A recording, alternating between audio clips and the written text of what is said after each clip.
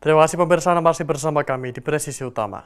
Komandan Korps Brimob Polri meresmikan wisata Juang Korps Brimob Polri R. Suprapto pada 26 Agustus 2025 di Cikas, Jawa Barat. Komandan Korps Brimob Polri meresmikan wisata Juang Korps Brimob Polri R. Suprapto pada 26 Agustus 2025 di Cikeas, Jawa Barat. Peresmian dihadiri oleh para pejabat utama Korps Brimob Polri, serta Kepala Divisi Humas Polri yang diwakilkan oleh Karo PID Divisi Humas Polri.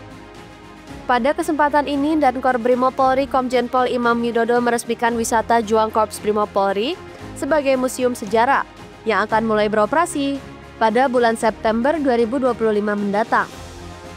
Dalam sambutannya, Dankor Brimob Polri menyampaikan bahwa maksud dari dibangunnya wisata Juang ini adalah sebagai gedung sejarah Korps Brimob Polri, sekaligus sebagai upaya dalam pendalaman nilai luhur Korps Brimob Polri. Gedung wisata Juang ini nantinya akan terdiri dari museum serta perpustakaan literasi, di mana akan dihadirkan sejumlah fasilitas, diantaranya display digital dan interaktif, artefak bersejarah, koleksi buku, hingga dokumentasi foto dan video, serta ruang baca dan belajar. Wisata Juang ini dimaksudkan untuk menjadi pusat informasi Korps Brimob Polri yang akan dibuka untuk masyarakat umum tanpa dipungut biaya. Ini namanya wisata Juang. Seingat kami, ketika kami masih sipil, bercita-cita bagaimana untuk mengabdi kepada negeri. Semua punya cerita, punya usaha, akhirnya kita masuk menjadi polisi. Sebelum masuk polisi, kita dididik di lembaga pendidikan untuk menjadi insan-insan Bayangkara. Insan Bayangkara ini adalah roh daripada kami semuanya, para hadirin semua. Cinta akan bangsa, cinta akan negara yang tercinta ini, cinta akan perdamaian. Dalam rangkaian peresmian, Dankor Brimob Polri secara simbolis meresmikan wisata Juang ini dengan pemotongan pita. Dilanjutkan dengan peninjauan langsung ke dalam gedung wisata Juang Korps Brimob Polri. Selain itu, juga dilaksanakan penandatanganan prasasti oleh Dankor Brimob Polri. Dengan adanya wisata Juang ini diharapkan dapat menjadi ruang untuk menceritakan sejarah dan nilai-nilai luhur Korps Brimob Polri melalui fasilitas-fasilitas yang telah dikurasi. Dari Jawa Barat, Atianuma Andi Putra, Polri TV. Satu lagi anggota Polri yang punya dedikasi, dia adalah personil Polres Singkawang, Polda Kalimantan Barat, Aibda Muhammad Irfan. Ia menerima anugerah bintang kemanusiaan dari Presiden Republik Indonesia Prabowo Subianto. Penghargaan itu diberikan atas jasanya di bidang sosial dan kemanusiaan. Anggota Polres Singkawang, Polda Kalimantan Barat, Aibda Muhammad Irfan, menerima anugerah bintang kemanusiaan dari Presiden Republik Indonesia Prabowo Subianto. Upacara penganugerahan bintang jasa dan kehormatan digelar di Istana Kepresidenan, Senin 25 Agustus 2025. Aibda Irfan dianggap berjasa karena aktif dalam bidang sosial dan kemanusiaan. Tanda kehormatan itu disematkan langsung oleh Presiden. Anggota Polres Singkawang ini mendirikan panti lansia dengan biaya pribadi.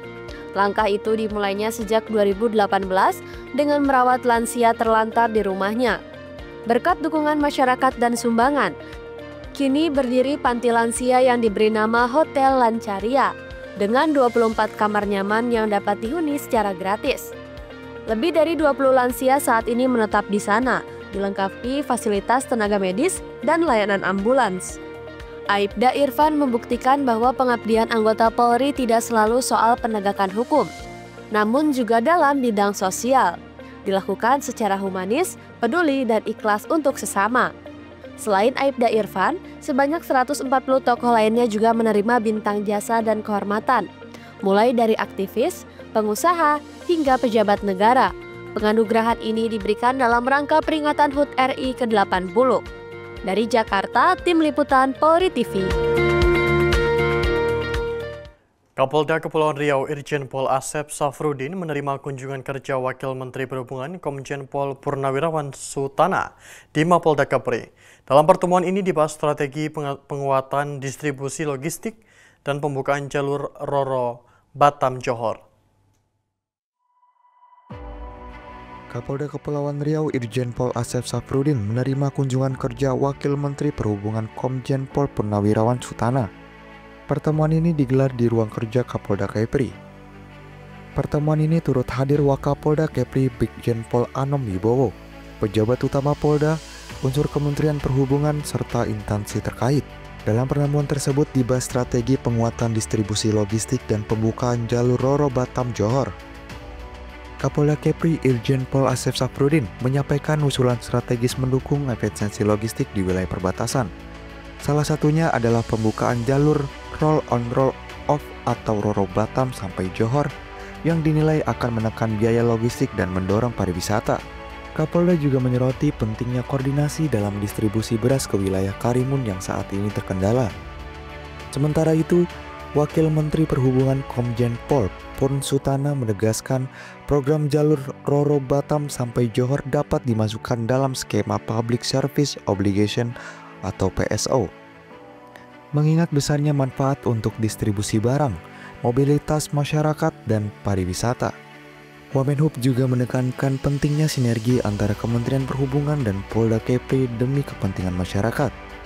Menutup pertemuan, Kapolda Kepri Irjen Pol Asep Safrudin menyatakan komitmen Polda Kepri untuk terus menjadi mitra strategis pemerintah, terutama dalam memperkuat konektivitas maritim, menekan biaya logistik, dan mendorong pertumbuhan ekonomi masyarakat Kepri. Dari Humas Polda Kepulauan Riau melaporkan untuk Polri TV. Guna perkuat fondasi ketahanan pangan menuju Maluku Utara yang sejahtera, Wakapolda Maluku Utara Brigjen Pol Stephen M. Napiun hadiri rapat koordinasi perencanaan ketahanan pangan tahun 2025, pemerintah Provinsi Maluku Utara bertempat di Kamalama Ballroom, Sahid Bella Hotel. Turut hadir dalam rapat koordinasi ini Kepala Badan Gizi Nasional Dr. IR Badan Hindayana, Deputi PPKP Badan Pangan Nasional Dr. Andriko Noto Susanto, Wakapolda Maluku Utara Brigjen Pol Stephen Muhammad Napiun, dan Gubernur Maluku Utara Shirley Joanda. Dalam sambutannya, Gubernur Maluku Utara Shirley Joanda menekankan kolaborasi semua pihak mutlak diperlukan untuk mewujudkan harga pangan yang terjangkau dan ketersediaannya stabil bagi masyarakat. Salah satu program unggulan yang sedang dijalankannya adalah pemberian makanan bergizi gratis bagi 260.000 siswa dengan anggaran mencapai 1,6 triliun yang melibatkan UMKM dan Koperasi Merah Putih sebagai penyuplai. Untuk mengatasinya, Pemprov gencar mendistribusikan bibit hortikultura, membangun food hub dan cold storage di Ternate dan Sofifi, serta melakukan operasi pasar secara rutin. Wakapolda Maluku Utara Brigjen Pol Stephen Muhammad Napiun dalam kesempatan tersebut menegaskan bahwa komitmen Polri tidak hanya menjaga keamanan, tetapi juga menjadi penggerak dan mendampingi masyarakat dalam produksi pangan. Polda Maluku Utara telah mengimplementasikan beberapa program, di antaranya perkarangan pangan bergizi, pemanfaatan lahan tidur, pengawasan distribusi, dan bahkan merekrut personal Polri khusus di bidang pertanian, peternakan, dan gizi. Capaian konkretnya, Polda Maluku telah mengelola 1.945 hektar lahan jagung dengan produksi 46,5 ton pada tahun ini. Sinergi yang terjalin antara TNI Polri, pemerintah daerah, dan kementerian, serta lembaga pusat diharapkan dapat mempercepat terwujudnya visi harga terjangkau pangan terhadap Maluku Utara sejahtera. Dari Humas Polda Maluku Utara melaporkan untuk Polri TV.